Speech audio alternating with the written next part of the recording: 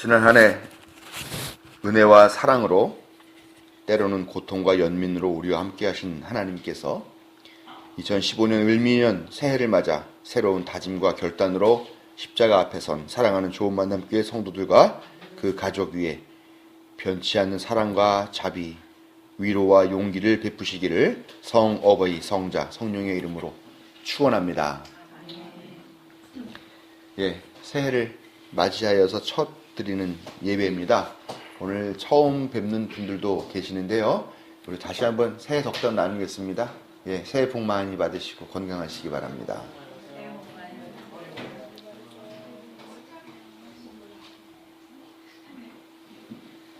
어떻게들 지내셨습니까?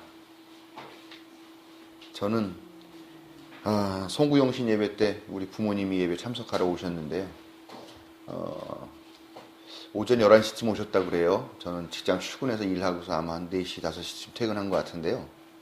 오셔가지고 아마 집에서 계속 텔레비전만 보셨는데 뭘 보셨느냐.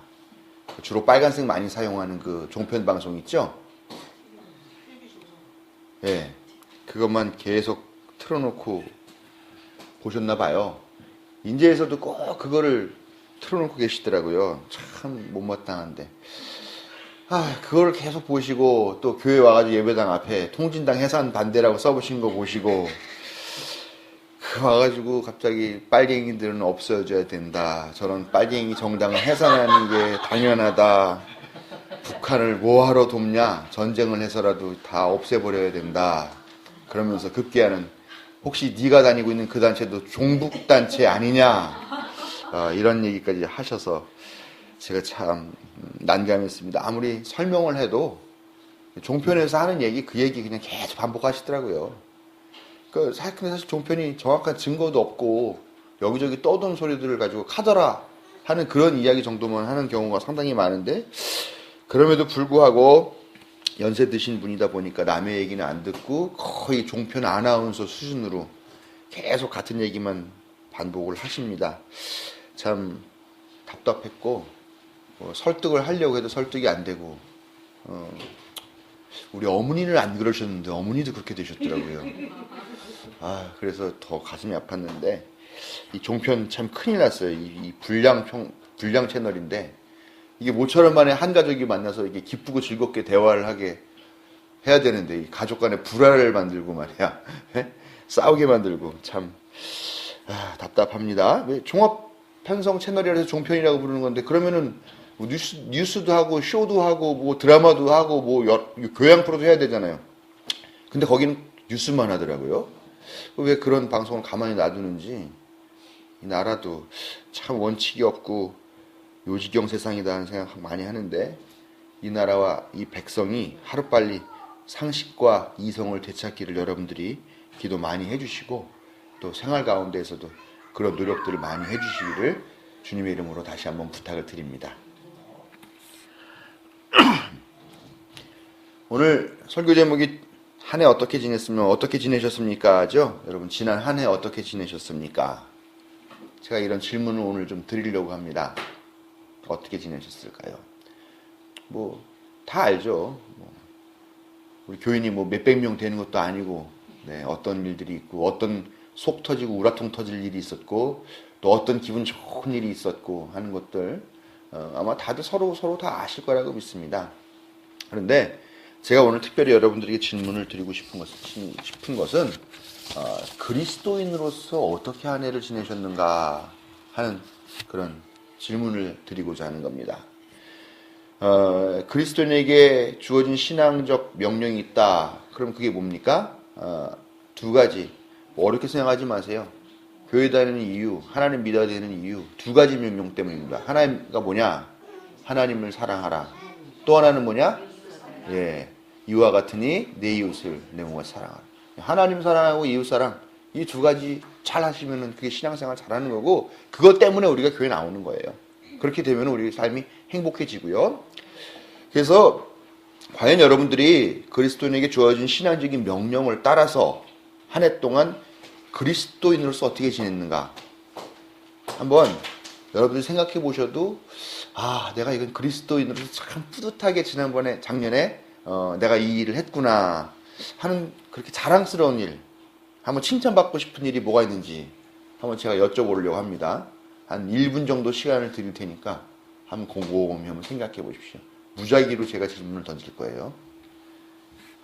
우리 교회 이 자리에 계신 제일 어르신이신 우리 고건사님과 함권사님이 동갑이시잖아요? 아니요? 고건사님이 위세요? 예.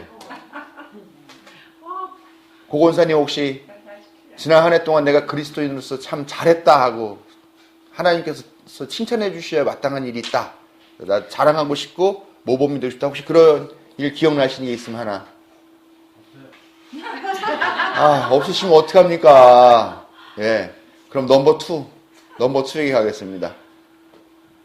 목사님 지금 말씀하신 대로 나름대로 하나님 사랑하고 이웃 사랑하려고 노력했고 실천도 조금은 했고, 근데 그래도 늘 돌아보면 부족한데 그래도 그렇게 살려고 많이 애썼던 한 해 같아요. 네, 구체적으로 뭐 예를 들면 내가 지나가다가 뭘 했다라든가 그거는 많이 아주 작은 거라도 그거는 괜찮습니다. 많이 해요. 이렇게 하다못해 도움을 필요하는 사람한테는 그냥 못 지나가고 이렇게 물질적으로나 뭐래나 그래도 하나라도 베풀고 가야지 마음이 편했고, 또 그렇게 실천했고, 또 어려운 사람들 봤을 때 우리 같은 이웃에서도 그렇고 조그만 거라도 내 딴에는 많이 도움을 줬다고 생각을 하는데 그 받는 쪽에서는 부족할지 몰라도 네. 저는 그래도 그렇게 했어요. 네. 네. 우리 박수 한번 주시죠. 예. 별로 탐탁치가 않은가 보네요. 박수 소리가 좀. 누구나 그렇게 하나 봐. 예. 자, 또 몇 분 더 제가 좀 질문을 드리도록 하겠습니다. 우리 강경숙 집사님 특히 지난해 좀 많이 힘들게 지내셨을 것 같고, 육체적으로나 정신적으로나 그러면서도 제일 보람된 시간 많이 보내시지 않았나 생각이 드는데, 강 집사님은 한번 작년 한 해 돌아보면서. 아마도 작년 한 해는 제가 그리스도인으로서 가장 많이 제가 항상 이제 카톡에도 써있지만 알고 있는 걸 행하지 않는 것은 아는 게 아니다라는 신념으로 항상 살았는데 가장 많이 실천을 하고 살았던 한 해가 아닌가 싶습니다. 처음에 그 노란 리본 봉사하는 거 시작할 때 처음에 뭐 아무것도 밑거름이 없는 상태로 시작을 해서 이제 저를 포함해 12명이 같이 이제 시작을 하게 됐는데요. 그게 이제 리본만 접고 이제 나눠주는 걸로 사실은 그 안에서만 이루려고 했던 것이 지금 일이 굉장히 커져서 제가 해외에 보내고 하는 일들 때문에 지금 일이 너무 많아서 다 치여 있는 상태이긴 한데 앞으로 이게 언제 끝날지 모르지만 계속 될 거고 다들 이제 좀 지쳐하는 분위기이기도 한데 유가족 분들하고 이제 송년회 하면서 같이 얘기를 많이 나눴어요. 서로 지치지 않고 열심히 끝까지 서로를 손잡고 놓지 않겠다 다짐을 했기 때문에 힘들지만 조금씩 체력 고병해 가면서 앞으로도 계속 문제가 해결될 때까지, 진상 규명이 될 때까지, 또 더 나아가서는 안전한 사회가 될 때까지 다들 열심히 최선을 다해서 사회인으로서 또 신앙인으로서 열심히 기도하고 행동할 거고요. 앞으로도 계속 할 겁니다. 네, 박수 한번 주세요.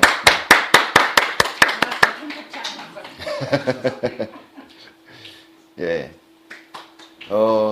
네, 우리 세월호 사태 나면서 거기 리본 공작소에 들어가셔서 하시면서 아마 그래도 제일 많이 유가족들 찾아보고 또 힘내고 이 문제를 좀 국가적으로 국민들이 같이 마음 모아서 풀려고 하는 그런 노력을 가장 많이 하시지 않았나는 생각을 합니다. 자, 한 두 분만 더 들어보겠습니다. 우리 임미화 집사님. 저는 칭찬받을 일은 별로 없었던 것 같고요. 보면 지금 생각해서 보면 그냥 나 자신과의 대화를 많이 했고 그 통해서 하나님과 대화를 더 할 수 있는 시간이지 않았나 싶습니다. 가장 큰 게 있었을 때 회사를 하게 되고 그리고 지금 이제 살면서 그런 시간들을 많이 갖게 되는 것 같아요. 네. 감사합니다. 네. 칭찬 받을지는 잘 모르겠지만 제가 볼 땐 칭찬받을 일이죠. 왜냐하면 사람이 다 자기라는 자아의식 없이 그냥 이렇게 하루하루 톱니바퀴 돌아가듯이 이렇게 살아가는 경우가 많아요. 자기 자신을 깨닫는 것이야말로 신앙생활에서 가장 첫 번째 출발점이고 첫 단추거든요. 그런 거에 있으면 정말 당연히 칭찬받아야 될 일이고 자랑받아야 될 일입니다. 박수 한번 드리겠습니다. 예, 이쪽 분들 많이 하시는데 이쪽에서 한번 어느 분이 하실래요? 제 눈을 피하고 계시는 분이 계시는데 예, 우리 그러면은 윤성일 집사님이 한번. 일단 화를 덜 냈고요. 집에서나 직장에서나 화를 덜 냈습니다. 마주치는 모든 사람들한테 화를 덜 냈고 제 마음에 안 들었지만 화를 덜 내려고 노력했고요. 나머지는 서투른 시간을 그냥 보내지 않았습니다. 깨어있는 모든 시간을 온전히 제가 활용하려고 무진의 애를 썼습니다. 경험에도 엄청 많이 오셨습니다. 네, 박수 한번 드리겠습니다. 윤 집사님은 제가 볼 때는 칭찬도 참 많이 받으시겠지만 욕도 많이 먹으셔야 돼요. 제가 볼 때 너무 혹사시키시지 않나 하는 생각도 약간 듭니다. 본인을. 예, 감사합니다. 오늘 뭐 말씀하신 분들도 제가 첫 시간이니까 다들 이렇게 뭘 말해야 될까 이런 생각 좀 드시지 않았나 생각이 들고요. 그리고 여러분들 다 뭐 제가 보기엔 어느 누구 하나도 다 나름대로 열심히 살고 있지 않나. 저는 수많은 기독교인들을 만나고 수많은 사람들을 만나지만 우리 교인들만큼 그래도 자기 자신의 삶에 대해서 이렇게 돌아보면서 최선을 다해 사는 사람들 그렇게 많지 않다고 생각하고요. 그러면 진짜 다 하나님께 칭찬받아 마땅한 사람들이고 교회에서 본이 되어 마땅한 사람이라고 그렇게 생각을 합니다. 예, 오늘 좀 시간 기도도 좀 길고 이제 얘기도 나누고 그러니까 시간이 좀 늦어졌지만 제가 원래 스타일대로 그냥 하겠습니다. 지난 금요일에 교회에 다니지 않는 어떤 분을 만났습니다. 60대 초반 정도 되시는 분이었습니다. 그분이 하는 얘기가 한 1000명 정도, 1000명 이상 나가는 그런 큰 교회에 지난번에 자기 어머니를 모시고 송구영신 예배를 드리러 갔다라고 이야기를 합니다. 그런데 한 2시간 반 정도 예배 시간이 진행이 됐나 봐요. 그리고 그 교회가 뭐 대형 교회니까 아마 그렇겠죠. 목사가 부흥사 출신 목사였나 봐요. 부흥사 목사가 계속 얘기를 하니까 교인들이 다 말끝마다 아멘, 아멘 하는데 자기 어머니는 너무 좋아하시고 그랬는데 자기는 솔직히 2시간 반 너무 힘들었다. 그런 얘기를 하더라고요.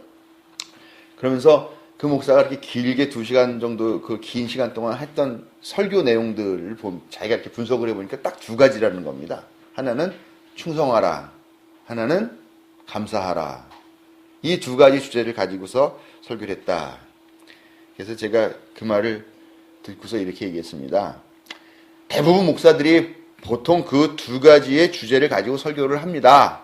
그런데 충성하라는 것은 결국은 목사 말 잘 들으라는 말이고 잘 듣고 복종하라는 말이고 감사하라는 것은 헌금 많이 하라는 이야기입니다. 이렇게 제가 이야기를 했습니다. 지금 생각해봐도 참 주책이에요. 목사라는 사람이. 그러면은 네 빨리 회심하시고 교회에 오셔서 선생님도 충성하고 감사하셔야죠. 이렇게 얘기를 해야 되는데 거기다 대놓고서 이게 뭐 목사 말 잘 들어라. 헌금 많이 내라라는 이야기다라고. 그런데 제가 했던 말이지만 지금도 그 말이 틀렸다고 생각하지는 않습니다. 이런 게 과연 예배일까? 저는 솔직히 좀 화가 나요. 예배가 예배다울 수 없을까? 그러면서 지금 우리 좋은 만남교회에서 드리는 이 예배도 과연 제대로 된 예배일까 하는 그런 고민을 하게 됩니다.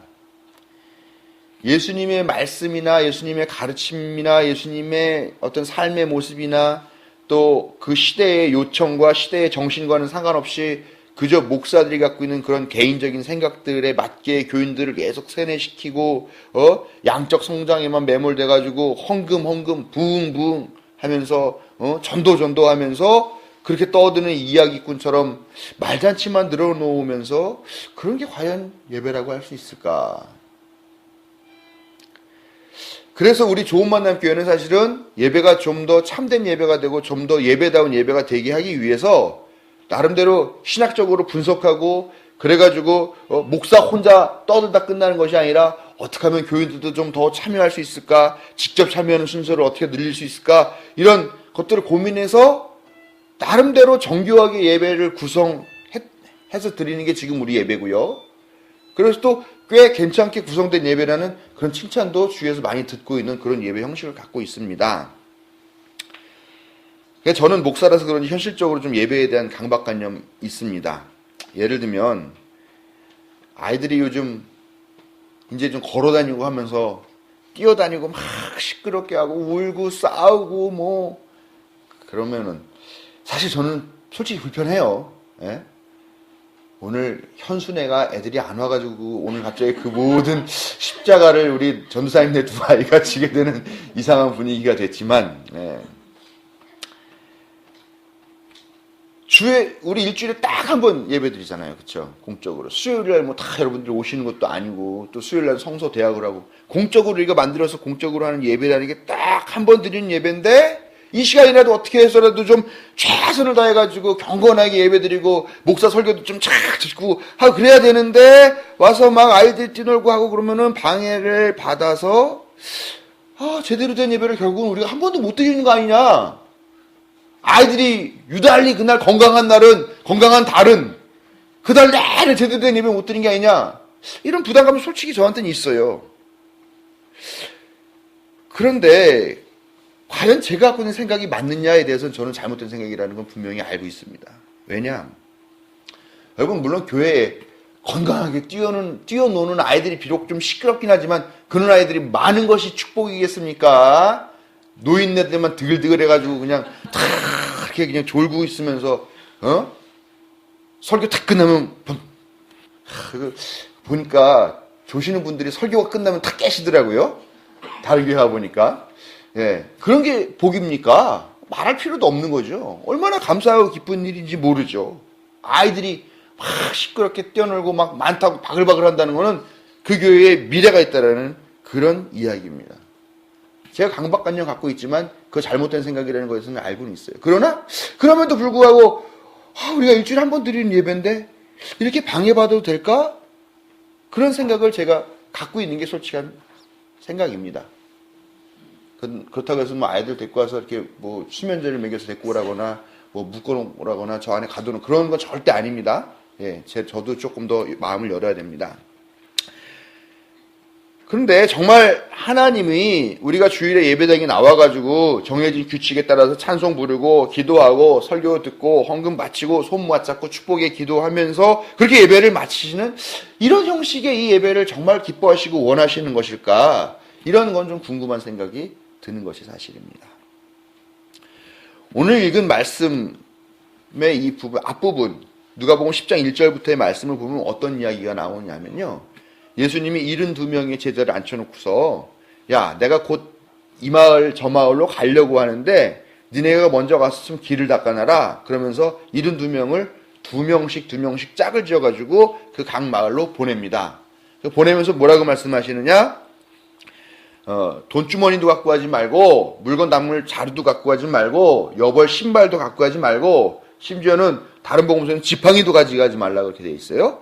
그렇게 가져가지 말고 하시면서 아무튼 그 마을에 들어가서 그 마을에 또 네가 머무는 그 집에 평화를 빌어주고 그 마을에 병자가 있으면 그 병자를 불러다가 고쳐줘라. 내가 너에게 그런 능력을 준다. 그러면서 이런 명령을 내리시면서 72명의 제자를 파송을 하십니다. 그 이야기가 이 앞에 나오는 이야기예요. 그리고 오늘 읽은 말씀 뭐냐? 파송을 했으니까 파송을 받은 사람들이 자기의 그 사명을 다 마치고 다시 돌아오게 되죠. 그 돌아와서 이 제자들이 예수님께 만나서 또 다른 제자들에게 만나서 자기가 그 마을에서 겪었던 일들을 또 예수님의 명령대로 평화를 전하고 병자들을 고친 그 이야기들을 하면서 느꼈던 일들, 성과들을 어떻게 말하면 보고하고 함께 나누는 그런 자리의 이야기가 오늘 읽은 말씀이다라는 겁니다. 근데 그 말씀을 보면은 72명이 와가지고 어떻게 보고를 하였나 보니까 다 기쁨에 차서 보고를 했다라고 이야기를 합니다. 이 이야기는 마태, 마가, 누가 이 세 가지 이 공간복음서에 다 나오지만 돌아온 후에 그 기쁘면 차서 보고하고 있다라는 이 내용은 오직 누가복음 바로 이 말씀에만 나오고 있어요. 근데 이 공간복음서 중에서 특별히 누가복음이라는 어떤 복음이냐면 인간에 되게 관심이 많아요. 소외된 사람에 되게 관심이 많아요. 그래서 이방인, 여자, 뭐 과부 이야기 이런 이야기 특별히 더 많은 게 누가복음이거든요. 소외받은 이웃에 대한 또 인간 자신에 대한 그런 관심이 많은 복음서이기 때문에 오늘 읽은 말씀 중에 나오는 뭐 사탄, 뱀, 전갈, 뭐 귀신 이런 것들은 어떻게 보면은 사람이 사람답게 이웃이 사람답게 살게 하는 것, 그 다음에 내가 나의 이웃에게 정말 참다운 이웃이 되려고 하는 그런 모든 것들을 가로막는 그 힘, 악한 힘과 악한 세력을 사탄이라고 볼 수 있다. 그렇게 해석을 할 수 있는 게 바로 이 말씀입니다. 이 말씀은요, 예수님과 그의 제자들의 모임인데, 이게 뭡니까? 한번 자세히 생각해 보세요. 예수님과 그 제자들이 모여 있어요. 우리는 그 모임을 뭐라고 부를까요? 뭐라고 부르는 게 가장 좋은 이름일까요? 뭐 예수회? 자, 여기 박 목사가 있고 우리 여러분들 같이 있어요. 우리 이 모임을 뭐라고 부르는 게 제일 좋겠습니까? 예배? 네, 예배. 예배는 그 모임 안에서 하는 거를 예배라고 하고요.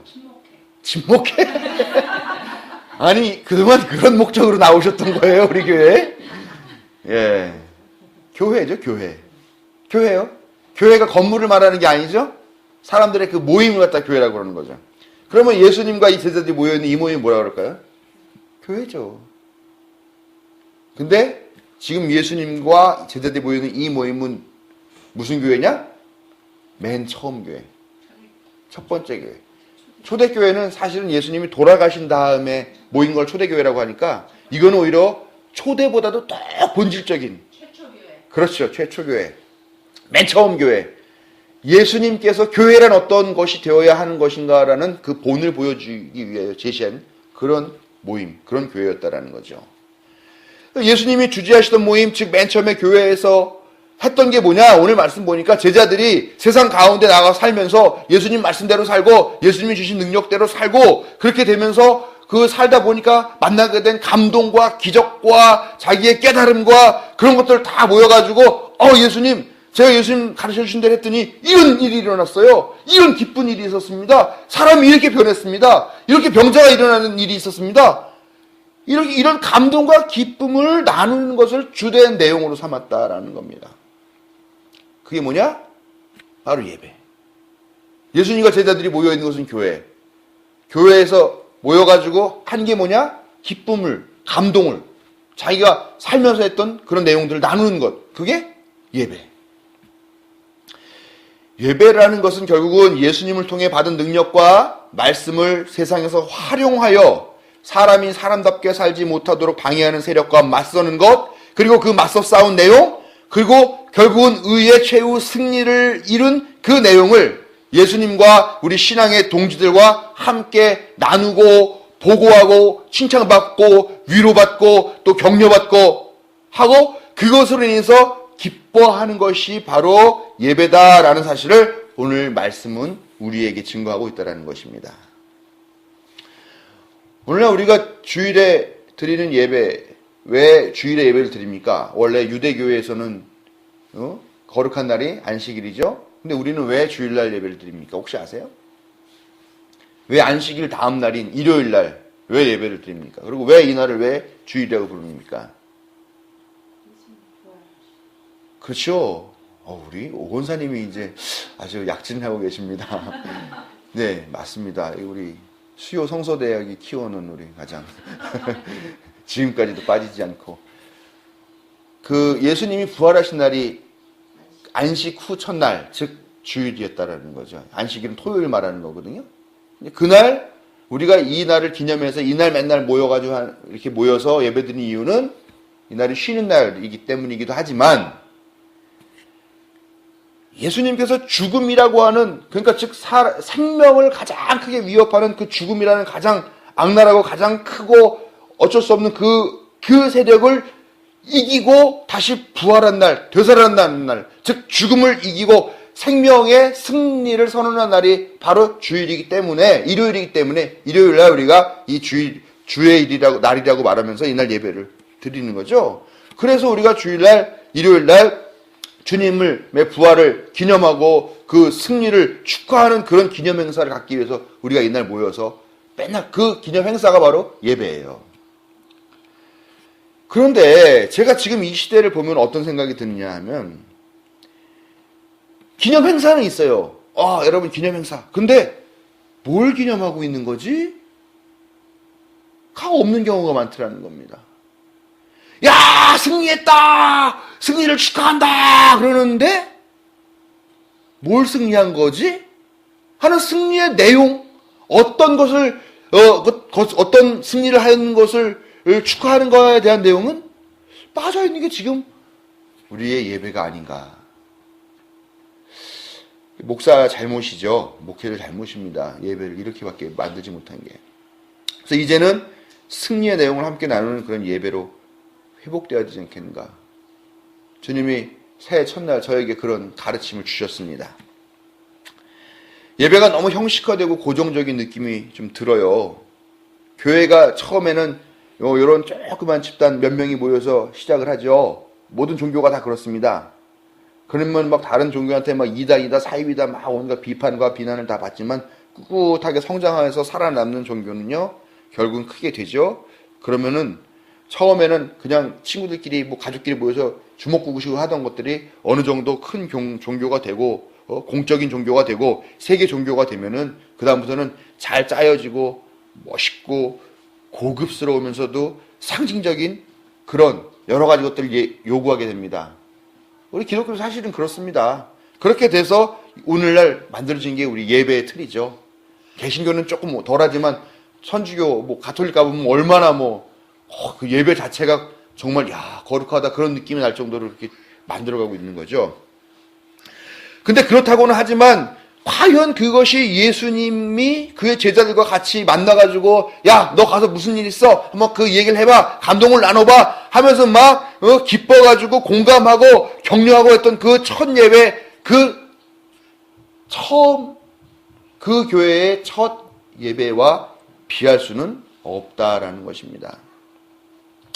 잘 짜여진 틀도 좋고 사람들도 칭찬하는 그런 우리 교회의 예배 틀 좋지만, 이제는 우리가 그 틀에 너무 갇혀버린 것이 아닌가 하는 고민들을 진지하게 하게 되는데, 예수의 능력으로 승리한 것을 함께 나누고 그에 대한 칭찬을 받기도 하고 교훈을 얻기도 하고 때로는 꾸중을 듣기도 하고 그러면서 공감하고 기뻐하는 그런 자리가 예배의 본래의 자리라는 것을 생각하면서, 또 우리 교회가 한번 되돌아가야 될 발을 생각해 보자는 것을 여러분에게 제안을 드립니다. 감리교회 운동이 성장해가지고요, 지금 이렇게 대한민국이라는 이런 나라에까지 와가지고 감리교회가 이렇게 흥하잖아요. 한국의 교파 중에 감리교가 빅3 안에 들어가는, 세 손가락 안에 들어가는 그런 교단이 됐어요. 근데 감리교 교회가 처음에 그렇게 성장하게 된 것은 뭐냐면요, 속회라는 그런 조직 때문에 감리교 운동이 이렇게 활발하게 됐는데, 그 속회에서 가장 중요한 순서가 뭐냐, 다 모여가지고 내가 한 주 동안 어떻게 살았습니다. 내가 한 주 동안 이런 영적인 투쟁을 했습니다. 내가 한 주 동안 우리 이웃을 위해서 이런 일을 했습니다. 내가 우리 노동자들의 권리를 보호하기 위해서 이런 일을 했습니다. 그런 이야기들 막 하고, 잘못한 거는 막 따끔하게 비판도 받고, 잘했던 거 칭찬도 받고 박수도 받고, 그런 시간이 있었거든요. 근데 그게 속회에서 가장 중요한 시간이었고, 그 시간 때문에 사실은 감리교 운동이 크게 발달하게 되고 발전하게 된 거라는 겁니다. 그러니까 어떻게 보면 우리가 오늘날의 예배를 좀 더 생동감 있게 하는 것은 바른 감리교회가 되는 것이고, 또 바른 교회가 되는 길이기도 하겠다라는 겁니다. 이제 우리 예배도 형식적인 틀을 따라가면서 공식화된 순서에 따라서 공식화된 교동문 읽고, 기도문 암송하고, 찬송 부르고, 설교 듣고 하는 그런 것에서 멈출 것이 아니라, 우리가 예수님의 명령에 따라서 세상에서 어떤 봉사를 했고, 어떤 투쟁을 하였고, 어떤 영적인 싸움을 하였고, 또 우리가 어떻게 우리의 이웃에게 손을 내밀어서 그들의 손을 잡아주었고, 그래서 우리가 어떤 승리를 얻었는지, 그래서 우리가 어떤 기쁨을 얻었는지를 이제부터 함께 나누는 그런 시간으로 갖고, 그것으로 기뻐하는 예배의 틀을 만들어 가기를 원합니다. 제가 매월 첫째 주일에 설교를 해요. 제가 예배를 집례하는 날에는요, 여러분들에게 오늘같이 지난 한 달간 어떻게 사셨습니까? 어떤 승리를 이루셨습니까? 어떤 노력을 하셨습니까? 뭘 자랑하시겠습니까? 정말 그리스도인으로 사신 게 뭡니까? 이 얘기를 몇 분한테 들어보는 걸로 제 설교를 시작하려고 합니다. 그러니까 여러분들도요, 이 자리에서 승리의 기쁨을 나눌 수 있도록, 혹은 실패의 아픔을 나누고 그 위로를 구할 수 있도록 한 달 동안 최선을 다해서 살아오시고요. 내가 이번 달에는 최소한 잘했다고 자랑할 만한 건 최소 한 가지는 하겠다. 내가 이웃을 위해, 하나님을 위해, 교회를 위해, 또 정의를 위해 이거 한 가지는 내가 꼭 이번 달에 이루겠다. 그런 삶의 또 신앙의 목표들을 가지시고 실천하시고 준비하시고 그렇게 오시기를 부탁을 드립니다. 예, 신년주일에 제가 드릴 만한 숙제를 드린 거 맞죠? 아멘 하신 분들에게 승리의 기쁨을 나누는 예배에 함께 하시는 여러분들에게 하나님의 인도하심이 충만하시기를 축원합니다.